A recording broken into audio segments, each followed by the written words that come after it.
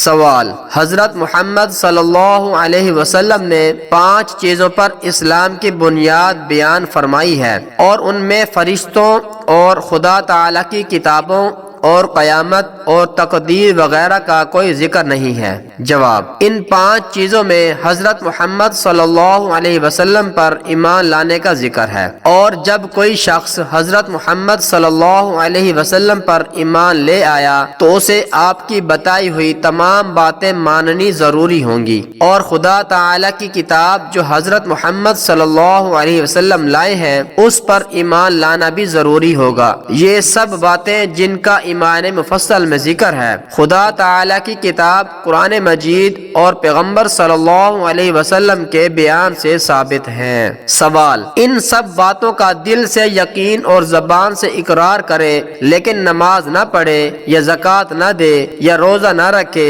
یا حج نہ کرے تو وہ مسلمان ہے یا نہیں؟ جواب: ہاں، مسلمان تو ہے لیکن سخت گناہ گار اور خدا تعالی کا نافرمان ہے۔ ایسے شخص کو فاسق کہتے ہیں۔ یہ لوگ اپنے گناہوں کی سزا پا کر آخر میں چھٹکارا پائیں گے۔